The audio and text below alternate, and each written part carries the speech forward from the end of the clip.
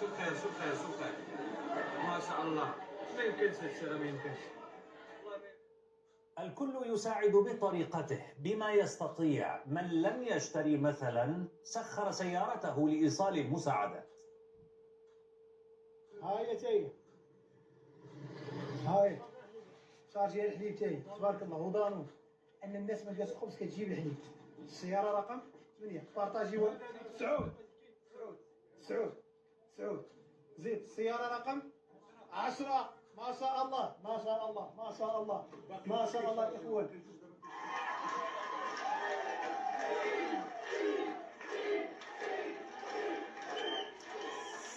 أعود بكم إلى تعليقات الناس حول هذه الحملات الشعبية الأهلية العفوية من دون دعم من الحكومة أو من أي منظمات غير حكومية. هي حملات عفوية. مريومة تقول والله أن المتاجر الكبرى بمراكش فارغة أدراجها لأن الناس اشتروا كل شيء وقدموه لجمعيات من أجل إيصالها للمتضررين. نحمد الله ونشكره أنه بالمغرب يوجد تكافل اجتماعي وتضامن قوي بين مختلف الشرائح الاجتماعية المغربية. تغريدة من أرجوان تقول حبيت كيف متعاونين مع بعض ومتصبرين وأقوياء. الله يرحم اللي توفوا ويعوضهم خير يا رب.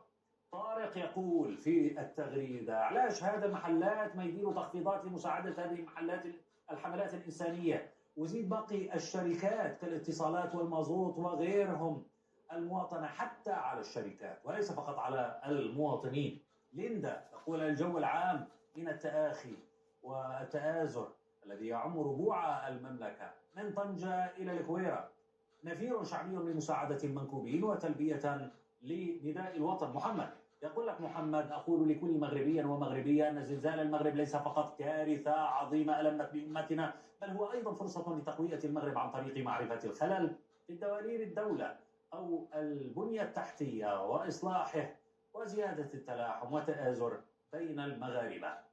الأكل والدواء قد لا يكون أهم احتياجات المتضررين حاليا.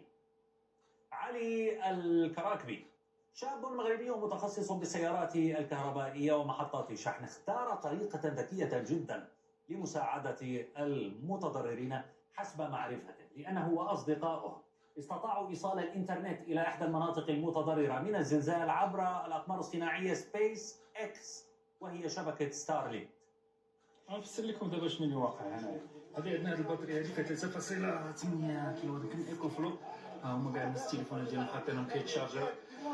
كاين عاوتاني واحد الباتري اخرى ها هي هنايا. ايوا هنا دوزنا كابل كي غادي كاين بروجيكتور اللي كيضوي على هذه البلاصه هذه كامله. واهم جزء في هادشي كامل هكايا ستارلينك ها هو ملاقي. وهذا الفيديو هذا كتشوفوا دابا على دايز على ستارلينك. وصلنا إلى علي وسألناه هل هذه الفكرة كانت مفيدة؟ كيف ساهمت في مساعدة الناس في تلك المناطق؟ خدمنا الجهاز، خدمنا الناس قدروا يعمروا البطاريات ديال الهواتف النقالة ديالهم وقدروا يتصلوا مع العائلات ديالهم. وفي نفس الوقت وضعنا تما الإنارة باش الناس يعرفوا فين كيتمشاو ويعرفوا. وحتى خصوصا كان واحد النقطة اللي كانت زوينة كانت النساء كيوجدوا العشاء. الناس ما في الظلام ما يمكنلهمش حتى يشوفوا كيفاش كيوجدوا العشاء فعاونتهم بزاف انه